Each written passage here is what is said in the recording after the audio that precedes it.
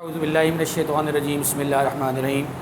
अस्सलाम वालेकुम first year commerce के तमाम तलबा व तालिबात को। ये आज आपकी पहली इंट्रोडक्टरी क्लास है। अच्छा, ये जो एक इंट्रोडक्टरी क्लास इस वक्त हम आपके लिए अरेंज कर रहे हैं, ये बिल्कुल सेम बीकॉम पार्ट 1 के स्टूडेंट्स के लिए भी होती है, क्योंकि वो बच्चे जो हमारे इंटर साइंस से बीकॉम के अंदर जाते हैं तो उनको भी हम यही बेसिक बातें बताते हैं, और फर्स्ट ईयर में तो खैर ये उनके कोर्स का, उनके सबक का हिस्सा ही है, तो ये दोनों के लिए कॉमन बातें हैं। तो मैं जनरली तो मुखातिब हूँ फर्स्ट ईयर कॉमर्स के स्टूडेंट से। बेटा, आप जो मुझसे पढ़ेंगे, मैं पढ़ाऊँगा आपको प्रिंसिपल्स ऑफ अकाउंटिंग। ये आपके सामने मैंने सब्जेक्ट का नाम लिख दिया है। अगर मैं इसका उर्दू में तर्जुमा करूँ तो इसका मतलब बनता है उसूल महासबी। अच्छा, उसूल की हद तक तो बात समझ में आ गई, लेकिन ये महासिबी क्या है, ये आपके लिए थोड़ी सी मुश्किल जो है वो इस्तिलाह होगी समझना। तो इसको आसान लफ्ज़ों में मैं यूँ बता देता हूँ कि अकाउंटिंग का उर्दू में मतलब होता है हिसाब किताब करना। और मज़े की बात यह है कि आप में से जितने बच्चे भी इस वक्त मेरी ये क्लास देख रहे हैं, सुन रहे हैं, आप सारे अपनी लाइफ में फ़र्स्ट टाइम अकाउंटिंग पढ़ रहे हैं। आप में से कोई बच्चा भी ऐसा नहीं है जिसने पहले अकाउंटिंग पढ़ी हो। ये आपकी लाइफ की पहली क्लास है और अब आपका इससे पीछा नहीं छूटेगा, क्योंकि अब आपने आगे, आपके पास अब वापस साइंस में जाने का कोई चारा नहीं है। अमूमन कॉमर्स वाले बच्चे आर्ट्स में जाते ही नहीं हैं, फिर वो आगे कॉमर्स को ही कंटिन्यू करते हैं। तो अब आपको अपनी ज़िंदगी में आगे जाके जो भी कॉमर्स से रिलेटेड स्टडी करनी है उसमें आपका अकाउंटिंग का साथ रहेगा। तो आप यूँ समझ लीजिए कि इस वक्त आप लोग अकाउंटिंग की मॉन्टेसरी में, सही है। तो हम प्रिंसिपल ऑफ अकाउंटिंग से उर्दू में क्या मतलब लें? हिसाब किताब करने का उसूल। अच्छा, आप में से पढ़ी किसी ने नहीं है अकाउंटिंग। आपने हिसाब किताब करना प्रैक्टिकली जो है वो सीखा नहीं है, बट आप सबको एक जनरल, एक नॉर्मल हिसाब किताब करना आता है। यानी आप में से कोई भी बच्चा ऐसा नहीं होगा जो एक आम सा हिसाब किताब ना कर सके। मिसाल के तौर पे हिसाब किताब से क्या मुराद? आपकी वालदा आपको 1000 रुपये का नोट देती हैं, अगर आप जो है वो एक लड़के हैं और आप अपने घर के काम करते हैं। लड़कियां अमूमन घर से बाहर जो है वो नहीं निकलती हैं अपने वालदैन के बग़ैर। तो लड़के चूँकि काम करते हैं, वालदा ने आपको 1000 रुपये का नोट दिया और कहा कि जाओ बेटा एक किलो दही ले आओ, 1 लीटर दूध ले आओ, 1 कोल्ड ड्रिंक ले आओ और आधा किलो चिकन ले आओ। आप ये सब जाते हैं, ख़रीद के लेकर आते हैं, और जहाँ जहाँ जिस दुकान पे जाते हैं उसको पैसे देते हैं, और फिर घर पे आके आप अपनी वालदा को एक हिसाब बताते हैं कि भाई ये दूध इतने का आया और दही इतने का आया, चिकन इतने का आया, चीनी इतने की आई और कोल्ड ड्रिंक इतने की आई, और ये अब पैसे बचे हैं जो मैं आपको दे रहा हूँ। तो ये कितना एक जनरल सी बात हो गई ना, ये हिसाब किताब करना कितनी आसान सी बात हो गई। ऐसा हिसाब किताब करना हर इंसान जानता है, हर अनपढ़ से अनपढ़ इंसान भी जानता है। यानी ऐसे हिसाब किताब करने के लिए आपको किसी किस्म की तालीम की ज़रूरत नहीं है। बस आपका एक जी शऊर होना ज़रूरी है, आपके पास एक कॉमन सेंस का होना ज़रूरी है। तो आप 1000 क्या 50,000 का भी हिसाब किताब कर सकते हैं कि इतने रुपए में से कितने रुपए खर्च कर दिए, कितने रुपए कहाँ खर्च किए और कितने रुपए बच गए। सही है। तो ये हिसाब किताब आप लोग जानते हैं, इसके लिए आपको कोई मुश्किल नहीं है। सवाल ये कि हम यहाँ पे आपको कौन सा हिसाब किताब पढ़ाने जा रहे हैं। तो बेटा, हम यहाँ पे जो हिसाब किताब करने जा रहे हैं वो बिज़नेस का हिसाब किताब करने जा रहे हैं कि बिज़नेस में कैसे हिसाब किताब होता है। तो पहले मैं छोटी सी डेफिनेशन बताता हूँ, आपके नोट्स में मौजूद है कि अकाउंटिंग बेसिकली है क्या। अगर हम अकाउंटिंग को डिफ़ाइन करें तो एक बहुत ही सादा अल्फाज में accounting is the language of business. Accounting business की ज़बान है। यानी अच्छा, अभी तो आपको ये भी नहीं पता कि बिज़नेस क्या है। अभी तो मैं आपको अकाउंटिंग बता रहा हूँ, फिर मैं आपको इसमें बीच में एक तफसील से बताऊँगा कि बिज़नेस किसे कहते हैं। तो accounting is the language of business. Accounting business की ज़बान है। यानी अगर आपने बिज़नेस को प्रैक्टिकली उसको रीड करना है, प्रैक्टिकली अगर आपने बिज़नेस को एनालाइज़ करना है, तो आपको जो लैंग्वेज इस्तेमाल करनी होगी, जिस लैंग्वेज के थ्रू आप बिज़नेस को समझ पाएंगे, वो अकाउंटिंग है। सही है। अब ये क्यों है, इसके लिए पहले आपको बिज़नेस देखना पड़ेगा। बट बिज़नेस पे जाने से पहले मैं आपको अकाउंटिंग की एक और डेफिनेशन बताता हूँ और ये भी आपके नोट्स में मौजूद है। Accounting is an art of recording, classifying, summarising and interpreting of business transactions. अच्छा, दूसरी वाली डेफिनेशन के अंदर भी इम्पॉर्टेंट चीज़ बिजनेस है। अभी मैं बिज़नेस पे दोबारा आ रहा हूँ, मतलब बिज़नेस मैंने अभी आपको नहीं बताया, मैं बिज़नेस आपको बताऊंगा। फ़िलहाल मैं आपके सामने मैंने अकाउंटिंग की डेफिनेशन लिखी, और अकाउंटिंग की डेफिनेशन के अंदर जो मैंने पहला जो है वो सिरा लिखा वो है अकाउंटिंग इज़ एन आर्ट। ये बड़ी इंपॉर्टेंट चीज़ है बेटा। आप में से ज़्यादातर बच्चे वो होंगे जिन्होंने साइंस से मैट्रिक किया होगा, किसी ने कंप्यूटर साइंस से किया होगा, तो किसी ने बायोलॉजी से किया होगा, और आप में से कोई बच्चा ऐसा नहीं होगा जिसने फिज़िक्स, केमिस्ट्री, मैथ्स नहीं पढ़ी होगी। In fact biology, zoology, botany type की चीज़ें भी आप लोग जो है वो छोटी क्लासेस में 7वीं 8वीं में पढ़ के आते हैं। यानी अगर आप मैट्रिक जो है वो जनरल ग्रुप से भी किए हुए हैं तो भी आपने साइंस की जितनी चीज़ें हैं वो कुछ कुछ पढ़ रखी हैं। कुछ आपने केमिस्ट्री भी पढ़ी है, कुछ फिज़िक्स भी पढ़ी है, कुछ ज़ूलॉजी, कुछ बॉटनी, कुछ कंप्यूटर भी पढ़ा है, कुछ आपने मैथमेटिक्स भी पढ़ा है। अगर आप इन तमाम साइंस के मेजर सब्जेक्ट की डेफिनेशन देखें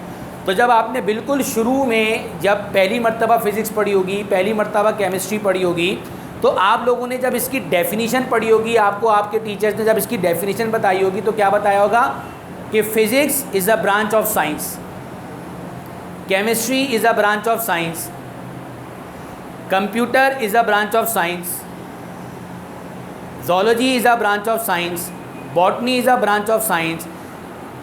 These were all sciences, but accounting is not a science. Accounting is an art. Although accounting जो है वो कॉमर्स का सबसे लीडिंग सब्जेक्ट है, लेकिन आपने साइंस में जितने भी लीडिंग सब्जेक्ट पढ़े उन सब के अंदर डेफिनेशन क्या थी कि these are basically sciences, but accounting is not a science. अच्छा, मैं साइंस का कोई ख़ास खातिर ख्वाह बैकग्राउंड नहीं रखता। मैंने भी अपने बचपन में जो साइंस पढ़ी उतनी पढ़ी, उसके बाद अरसा 20 साल से मैं सिर्फ कॉमर्स की फील्ड में हूँ, तो मेरे ख़्याल में तो मैंने जो साइंस पढ़ी शायद मैं वो भी भूल गया हूँ। बट मैं जितना समझता हूँ साइंस के मुतालिक क्या है कि साइंस वो सब कुछ जो कि हमारी सराउंडिंग्स में पहले से मौजूद हैं। मतलब आप केमिस्ट्री के अंदर भी तो वही चीज़ें पढ़ रहे होते हैं ना कि जो कि आपकी सराउंडिंग में पहले से मौजूद होते हैं, केमिकल्स वगैरह। मतलब कोई इंसान की अपनी ईजाद करता तो कोई चीज़ नहीं है। फ़िज़िक्स के अंदर आप जो भी थ्योरीज़ पढ़ते हैं तो वो थ्योरीज़ भी जो है वो आपको अल्लाह ताला की तरफ से तख्लीक करके पहले से बता दी गई हैं। आर्ट क्या है? Art is basically full efforts from human being. Arts जो है, आर्ट जो होता है वो इंसान का अपना एक एफ़र्ट होता है। जैसे मिसाल के तौर पे शायद मेरी इस बात से आप ज़्यादा बेहतर तरीके से समझ पाएँ। हम कहते हैं मुसव्वरी, कैलीग्राफी हो या मुसव्वरी हो, कोई तस्वीरें बनाना हो, इसको हम साइंस नहीं बोलेंगे ना, इसको हम आर्ट बोलेंगे। क्यों? क्योंकि ये इंसान की अपनी एक एफ़र्ट है। लेकिन दुनिया के अंदर जितनी भी आपको साइंसी इजादात नज़र आ रही हैं उसके अंदर इंसान की एफ़र्ट जो है वो प्राइमरी नहीं है, सेकेंडरी है। क्योंकि उससे रिलेटेड प्राइमरी तो सब कुछ अल्लाह ने दुनिया में पहले से दिया हुआ है। बस इंसान ने सिर्फ उस पर मेहनत की और फिर एक चीज़ का दावा कर दिया कि ये चीज़ वजूद में आ गई। If I am not wrong, अगर मैं गलत नहीं हूँ तो साइंस के अंदर साइंसदानों ने जितनी भी चीज़ें ईजाद की हैं उसका बेसिक मटीरियल अल्लाह ने दुनिया में पहले से दिया हुआ है। आपने अपनी एफ़र्ट लगा के उस पर रिसर्च करके उसको एक नई चीज़ का नाम दे दिया, उसको आपने कहा कि ये एक साइंस की ईजाद है। तो बेटा नो डाउट कि ये भी कोई आसान काम नहीं था। साइंस के लिए कोई ये भी आसान काम नहीं है तो साइंसदानों के लिए कि बेशक भले से पहले से ही कोई चीज़ दुनिया में मौजूद हो, लेकिन उस पर रिसर्च करना, उसकी ऑब्जर्वेशंस होती हैं, उसकी रिसर्च है, उस पर आप मुस्तकिल अपना पैसा लगा के उसके जो है वो ट्रायल एंड एरर कर करके उसको सही साबित करने की कोशिश करना और सालों की मेहनत के बाद एक चीज़ को वजूद देना। लेकिन स्टिल इसके अंदर जो प्राइमरी चीज़ है, जो उसका मटीरियल है, वो दुनिया में अल्लाह ताला ने पहले से दिया हुआ है। कॉपर पहले से दुनिया में मौजूद है। हाँ, कॉपर पे मेहनत करके आपने उसको एक इलेक्ट्रिसिटी का जो है वो मीडियम ऑफ इलेक्ट्रिसिटी बना दिया। अदरवाइज़ कॉपर तो अल्लाह ताला ने दुनिया में पहले से दिया हुआ है। डायमंड दुनिया में पहले से मौजूद है, गोल्ड दुनिया में पहले से मौजूद है, और इसके अलावा भी जितनी साइंसी इजादात हैं उनके बेसिक मटेरियल दुनिया में पहले से मौजूद हैं। साइंसदानों ने उन पर मेहनत करके उस चीज़ को एक जो है वो प्रोडक्ट का नाम दे दिया, एक इजाद का नाम दे दिया। Now come to the point, accounting is not a science, accounting is purely an art. Accounting एक आर्ट है, इसमें इंसान की अपनी प्योरली अपनी जिद्दोजहद। अच्छा, इसमें भी प्योरली मैं इस सेंस में कह रहा हूँ कि दिमाग तो बहरहाल अल्लाह का ही दिया हुआ है ना। हाँ, तो दिमाग तो बहरहाल अल्लाह का दिया हुआ है, इसके अलावा बाकी जितनी आपने जो है वो कोशिश की है वो प्योरली इंसान की अपनी मेंटलिटी है, उसके अपने थॉट्स हैं और उसकी अपनी कोशिश है, जिससे हम एक जो है वो एक सब्जेक्ट वजूद में लेकर आए, उसको हमने का नाम दिया अकाउंटिंग। तो बहरहाल मैं इसकी बहुत डिटेल में नहीं जाऊंगा। हो सकता है आप में से बहुत सारे बच्चे मेरी इस एक्सप्लेनेशन से जो है वो इत्तफाक ना करें साइंस और आर्ट के कंपैरिजन में, तो इससे इत्तफाक करना कोई ज़रूरी है भी नहीं। मेरा मकसद तो आपको सिर्फ अकाउंटिंग पढ़ाना है, सही है। Of recording, classifying, summarising and interpreting, ये टोटल 4 चीज़ें हैं, और इन चारों चीज़ों को समझने में आपको 2 से 3 महीने अभी लगेंगे। इसलिए मैं ये चारों चीज़ें अभी नहीं छेड़ रहा हूँ, ये चारों चीज़ें मैं आपको बाद में बताऊंगा। बट जो इम्पोर्टेंट चीज़ है वो क्या है, ऑफ बिजनेस एंड ट्रांजैक्शन। चलिए अभी ट्रांजैक्शन को छोड़ देते हैं, अभी हम बात करते हैं सिर्फ बिजनेस की। देखिए बेटा, पहली डेफिनेशन में भी बिजनेस आया था, दूसरी डेफिनेशन में भी बिजनेस आया। अब असल बात आपको ये समझाना है कि बिजनेस है क्या। तो मैं आपको एक बात बताऊं, बिजनेस ही सब कुछ है। मैं इतनी बड़ी बात करने जा रहा हूं कि आप उसको अगर सोचेंगे तो आप बोलेंगे कि वाकई बिजनेस सब कुछ है। If there is no business in the world, there is no survival. If there is no business in the world, there is no concept of money. ये मेरा दावा है, ये मेरा दावा है।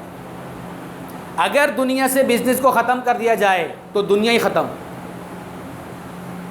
हो सकता है कि आप में से कुछ बच्चे ये सोचें कि यार सर कुछ ज़्यादा ही तो लंबी नहीं फेंक रहे हैं, मतलब सही है आप अकाउंटिंग पढ़ा रहे हैं, बिजनेस पढ़ा रहे हैं, आप अपने सब्जेक्ट की अहमियत को इतना भी लेकर ना जाएं कि आप अपनी सब्जेक्ट की अहमियत को बताने के लिए कह रहे हैं कि अगर बिजनेस ना हो तो दुनिया ही ख़त्म। तो मैं भी साबित भी करूँगा आपको। देखिए, दुनिया में 2 तरीके हैं कमाने के, तीसरा अब तक ईजाद नहीं हुआ। दुनिया में 2 तरीके हैं कमाने के, तीसरा अब तक कोई ईजाद नहीं हुआ। पहला तरीका है बिजनेस, दूसरा तरीका है मुलाजमत। या तो मैं बिजनेस कर रहा हूँ, मेरा अपना कारोबार है, या फिर मैं मुलाजमत कर रहा हूँ। तो मैं मुलाजमत किसके पास कर रहा हूँ? चलिए पहले तो बिज़नेस को थोड़ा और डिटेल में पढ़ते हैं, फिर मैं दोबारा इन बातों पर आता हूँ। बिज़नेस क्या है? चलिए अब हम एक बिज़नेस की डेफिनेशन देखते हैं और उसके बाद फिर मैं आपको वापस इसी पॉइंट पे लेकर आता हूँ। बिज़नेस है क्या चीज़? Any economic activity assume for the aim of earning profit। कोई भी ऐसी इकोनॉमिक एक्टिविटी जो कि किसी प्रॉफिट टेकिंग पर्पस के लिए एज्यूम की जाए, उसको हम बिजनेस कहते हैं। बिजनेस एक ऐसी इकोनॉमिक एक्टिविटी का नाम है जो कि हम कुछ कमाने के लिए अपने ज़िम्मे लेते हैं। मिसाल के तौर पे, अच्छा अगर आपके जहन में बिज़नेस का वर्ड तो सबने सुना हुआ है, ऐसा कोई बच्चा नहीं होगा जिसने बिज़नेस का वर्ड ना सुना हुआ हो। बट अगर आपके जहन में यह है कि भाई बिजनेसमैन कोई ऐसा आदमी होता है जो बहुत सूटेड बूटेड होता है, बहुत पढ़ा लिखा होता है, उसके हाथ में एक ब्रीफ केस होता है, जब वो घर से बाहर निकलता है तो ड्राइवर उसकी गाड़ी का दरवाज़ा खोलता है, फिर वो गाड़ी में पीछे बैठता है, आगे भी नहीं बैठता अपने ड्राइवर के साथ, पीछे बैठता है, और उसके बाद फिर वो अपनी ऑफिस की बिल्डिंग पर जाकर उसकी गाड़ी रुकती है, फिर वहाँ से ड्राइवर दरवाज़ा खोलता है, और वो ब्रीफ केस लेके एक बहुत बड़ी आलीशान बिल्डिंग के अंदर जा रहा होता है और आगे पीछे उसके गार्ड होते हैं, तो कहते हैं वाह ये एक बिजनेसमैन है, ये एक बिज़नेस करता है। तो सही है, ये भी एक बिजनेसमैन हो सकता है, बट मैं तो कहता हूँ कि एक मोची भी बिजनेसमैन है। मैं तो कहता हूँ एक रेडी लगाने वाला भी बिजनेसमैन है।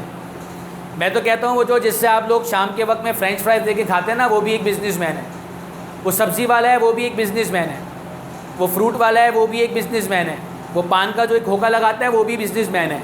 तो सर कैसे है वो बिजनेसमैन? भाई आप अपनी जो है वो इन्वेस्टमेंट करें, कारोबार में पैसा लगाएं और उससे मुनाफा कमाएं, ये बिज़नेस है। तो बिज़नेस कौन सी कोई बहुत लंबी चौड़ी चीज़ है? बिज़नेस ऐसी कौन सी कोई बहुत लंबी चौड़ी चीज़ है जिसके लिए आपको कोई बहुत जो है वो पैसा इकट्ठा करना पड़ा? हाँ, जितना बिज़नेस का साइज़ होगा, जितना वॉल्यूम होगा, उसके हिसाब से आपको इन्वेस्टमेंट करनी होगी। तो अगर आप जो है वो दरख्त के नीचे बैठकर एक मोची बनकर अगर आप जो है वो कुछ ज़रूरियात का सामान लेके और लोगों के शू पॉलिश करें या लोगों के शू रिपेयर करें, और वो तो मोची वाला तो साथ साथ निस्वार भी बेच रहा होता है, अगर आप तो वो जो at the end of the day आप 200 रुपये 300 रुपये कमा कर लेके जाएंगे, वो क्या है? बिजनेस है। क्यों? क्योंकि आप किसी की मुलाजमत नहीं कर रहे हैं, अपना ज़ाती काम कर रहे हैं। तो जो अपना ज़ाती काम है, जो आपकी अपनी इन्वेस्टमेंट से शुरू हो रहा है काम, और फिर आप उस काम के ज़रिए कमा रहे हैं, वो बिज़नेस है। लेकिन अगर आप कहीं पर कोई मुलाजमत करते हैं तो आपकी अपनी जेब से कुछ नहीं लगता, just you are giving your services to the employer. आप सिर्फ और सिर्फ अपने एम्प्लॉयर को सर्विसेज दे रहे हैं, वो आपको उसके बदले आपकी तनख्वाह दे रहा है। तो मैंने क्या कहा था आपको? दुनिया में कमाने के 2 तरीके हैं, तीसरा तरीका कोई नहीं है। और फिर मैं आपको आपकी ये बात भी साबित करूंगा जो मैंने शुरू में बताई कि if there is no business in the world, the whole world will collapse. तो आप में से जितने बच्चे ये देख रहे हैं और अभी तक कोई डिसाइड नहीं कर पाए कि हमें कॉमर्स लेनी चाहिए या साइंस लेनी चाहिए, तो आप लोग ने बिल्कुल सही फील्ड सिलेक्ट की है।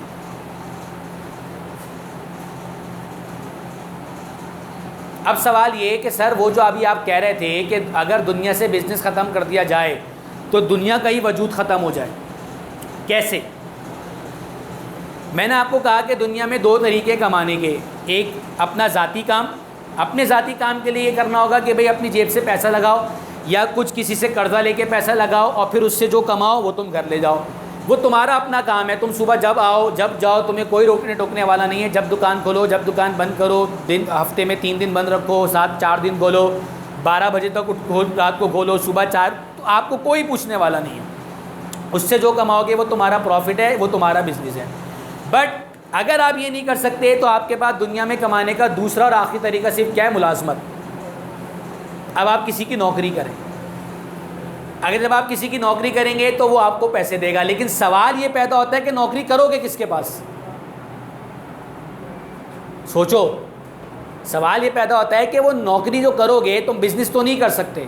आपके पास बिजनेस करने के लिए पैसा नहीं है, आइडिया नहीं है, आपके अंदर कॉन्फिडेंस नहीं है। आपने कहा नहीं भी बिजनेस तो मैं नहीं कर सकता, तो आपके पास सेकंड ऑप्शन क्या है? ला माला आपको आखिरी ऑप्शन इख्तियार करना पड़ेगा, और वो क्या है? आपकी मुलाजमत। वो मुलाजमत किसके पास करोगे? यकीनन वो भी एक बिजनेसमैन होगा।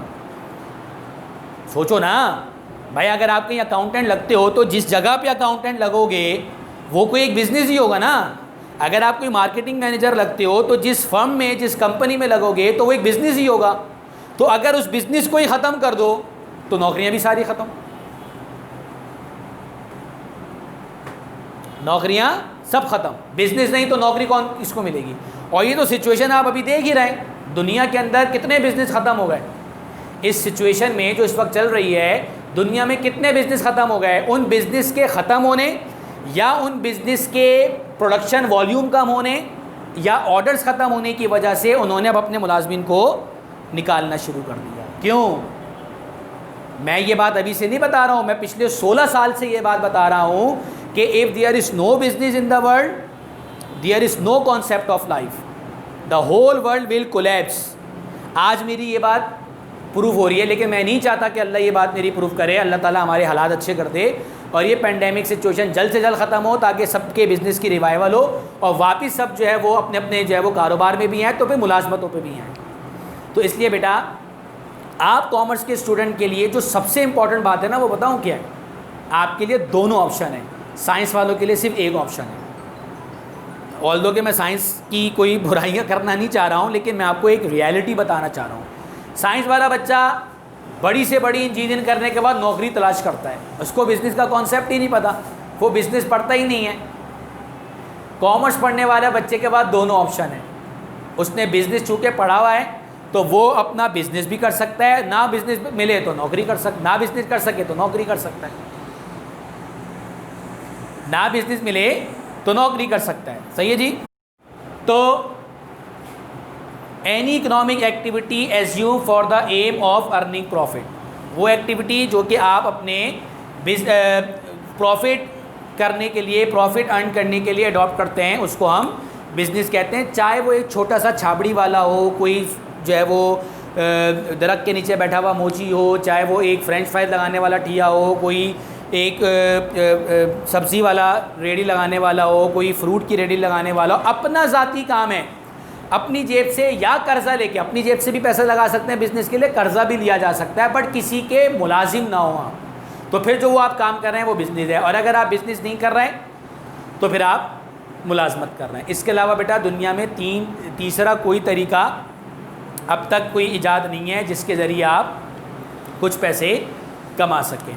तो ये जो छोटी सी एक डेफिनेशन मैंने आपको अकाउंटिंग की बताई, ये ऐसी डेफिनेशन नहीं है कि जिससे आप जो है वो खातिर ख्वाह समझ सकें, इसलिए फ़िलहाल इस डेफिनेशन को छोड़ के मैंने आपको इस डेफिनेशन पे एम्फेसाइज़ किया है। इसमें 4 बातें इंपॉर्टेंट है: recording, classifying, summarising and interpreting. तो ये चारों बातें हम आहिस्ता आहिस्ता डिस्कस करेंगे। फ़िलहाल मैंने आपको अभी इसमें से बताया बिज़नेस के बारे में। अच्छा, अब बिज़नेस को भी हम फर्दर क्लासीफाई कर सकते हैं। बिज़नेस कितनी टाइप्स हो सकती हैं बिज़नेस की?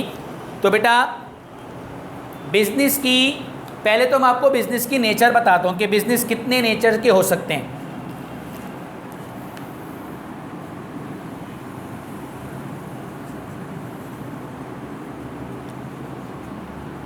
Nature of business, number 1,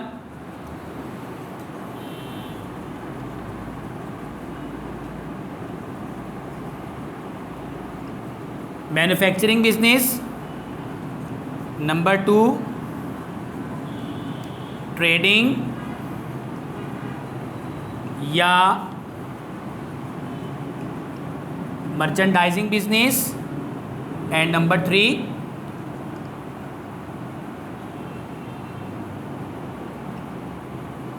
services business. हम बिजनेस की नेचर को 3 हिस्सों में डिवाइड कर सकते हैं: एक मैन्युफैक्चरिंग बिजनेस, एक ट्रेडिंग या मर्चेंडाइजिंग बिजनेस, और एक सर्विसेज बिजनेस।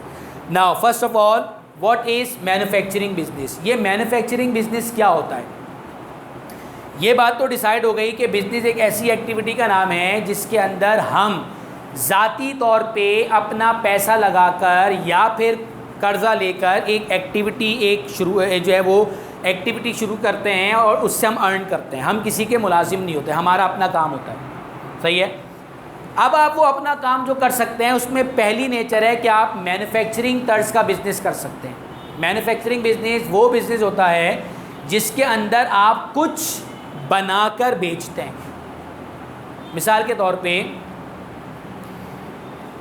आप मार्कर की स्टेशनरी की एक फैक्ट्री लगा लीजिए, उसमें मशीनें रखिए, लेबर हायर कीजिए, मटेरियल लेके आइए और उसकी प्रोडक्शन शुरू कर दीजिए। तो वो जो प्रोडक्शन होगी उससे जो मार्कर प्रोड्यूस होंगे, जब आप इन मार्कर को बेचेंगे तो हम कहेंगे कि ये एक मैन्युफैक्चरिंग बिजनेस है जिसके अंदर आप एक चीज़ को बनाकर बेच रहे हैं। इसी तरीके से आप फर्नीचर का काम कर लीजिए, लेकिन फर्नीचर में कौन सा वाला फर्नीचर? जो कि आप फर्नीचर बनाकर बेच रहे हैं। दूसरे नंबर पर है ट्रेडिंग बिजनेस। जब मैं आपको ट्रेडिंग बिजनेस बताऊंगा ना तो मैन्युफैक्चरिंग बिजनेस आपको खुद ब खुद समझ में आएगा। ट्रेडिंग बिजनेस जिसको हम मर्चेंडाइजिंग बिजनेस कहते हैं, ये वो बिजनेस होता है जिसके अंदर कोई प्रोडक्ट बनी बनाई ख़रीदते हैं और आगे बेच देते हैं, यानी हमें इसमें बनाना नहीं पड़ता। इसकी सबसे आसान एग्जाम्पल है, आपके गली मोहल्ले में जितनी दुकानें होती हैं वो ऑलमोस्ट ट्रेडिंग बिजनेस होते हैं। क्या मतलब, आपको दवाई चाहिए तो आप सिंपल कहाँ जाएंगे, मेडिकल स्टोर पे। तो क्या मेडिकल स्टोर वाला आपके लिए दवाई बना रहा है? ऐसा नहीं है। वो दवाइयाँ बनी बनाई आपको उसकी दुकान पे अवेलेबल होंगी, लेकिन वो खुद कहीं से ख़रीद रहा है। तो वो जो खुद कहीं से ख़रीद कर लेकर आ रहा है और फिर आपको बेच रहा है, उसको कहते हैं ट्रेडिंग बिजनेस। बात समझ में आ रही है? इसी तरीके से आप किसी ग्रॉसरी शॉप पे जाते हैं तो उससे आटा, दाल, चीनी, चावल, shampoo, soap, detergent, confectionery, cold drink लेने के लिए जाते हैं, तो क्या वो आपको वो बना कर दे रहा होता है? नहीं, वो खुद भी कहीं से बना बनाया परचेज़ करता है और फिर उसके बाद आपको बेच देता है। तो आसान लफ्ज़ों में वो बिज़नेस जो कोई प्रोडक्ट बनी बनाई ख़रीद कर आपको आगे सेल कर रहा है, उसको हम कहते हैं ट्रेडिंग या मर्चेंडाइजिंग बिजनेस। बट वो जो कि आपको बना कर बेच रहे हैं, उनको हम क्या कहते हैं, मैन्युफैक्चरिंग बिजनेस। सही है जी? ये फ़िलहाल हम इसको यहीं पर ही कंक्लूड करते हैं। ये मैं आपको नेक्स्ट क्लास में दोबारा यहाँ से इसको कंटिन्यू करूँगा। इंशाल्लाह अगली क्लास में आपसे फिर मुलाकात होगी। कुछ बातें अपने जो है वो गोश गुजार कर लीजिए कि बेटा ये जो है ना, जहाँ पे आप लोग एडमिशन ले रहे हैं अलीगढ़ कॉलेजिएट, ये कोई रिवायती इदारा नहीं है। यहाँ ऐसा नहीं होता कि आपका जो दिल चाहेगा आप वो करेंगे, ऐसा नहीं है। ये प्योरली एक क्वालिटी एजुकेशन पे यकीन रखने वाला इदारा है और क्वालिटी एजुकेशन प्रोवाइड करने वाला इदारा है। यहाँ पे आपको हर चीज़ बहुत तरीके से मैनेज करनी होगी, अपने रजिस्टर्स प्रॉपर मेंटेन करने होंगे। हाउएवर आपकी अभी जो है वो सेंटर में प्रेमिसेस में क्लास नहीं हो रही, उसके बावजूद आपको घर में अपने रजिस्टर प्रॉपर मेंटेन करने होंगे। जितना कुछ मैं बोर्ड पे लिखवाऊंगा और जितने कुछ आपको होमवर्क असाइनमेंट्स मिलेंगे वो आपने अपने रजिस्टर में कॉपी करने हैं। आपसे हर 2 हफ्ते के बाद वो रजिस्टर मंगवाए जाएंगे, चाहे वो आप खुद ला कर दें या आपके पेरेंट्स, आपके भाई सेंटर तक पहुंचा दें। उसको मैं बाकायदा चेक करूंगा और जिसका मुकम्मल काम नहीं होगा उस पर बाकायदा लिखा जाएगा इनकम्प्लीट, और फिर आपको रवाना वापस किया जाएगा। तो आपको वो कंप्लीट करना पड़ेगा। प्रॉपर स्टेशनरी होनी चाहिए, साफ़ सुथरा काम होना चाहिए। टेस्ट आपके प्रॉपर होते हैं, आपको बाकायदा टेस्ट शेड्यूल दिया जाएगा जिसमें आपको अपने टेस्ट देने होंगे। वो टेस्ट आपको बाकायदा ऑनलाइन चेक करके दिए जाएंगे, उसकी रिज़ल्ट शीट बनेगी, हर चीज़ प्रॉपर तरीके से होगी। इसलिए अगर आप इसको कोई रिवायती तरीका समझ रहे हैं, रिवायती अगर आप इसको जो है वो कोचिंग समझ रहे हैं, तो ये आपकी भूल होगी, आपकी गलती होगी, क्योंकि यहाँ पे आपकी हर चीज़ का रिकॉर्ड रखा जाएगा। तो अपना तमाम stationery, register, copy, pencil, each and everything आपकी सब कुछ जो है वो प्रॉपर मेंटेन होनी चाहिए। और टेस्ट होंगे, उसका बाकायदा आपको रिज़ल्ट दिया जाएगा, चेक होंगे, नोट्स आपको प्रोवाइड किए जाएंगे जो कि आपको नोट्स यहाँ से लेने होंगे, उसके मुताबिक आपको याद करना होगा। तो इंशाल्लाह नेक्स्ट क्लास में आपसे फिर मुलाकात होती है। उस वक्त के लिए इजाज़त दीजिए, अपना बहुत ख्याल रखिएगा। अल्लाह हाफ़िज़।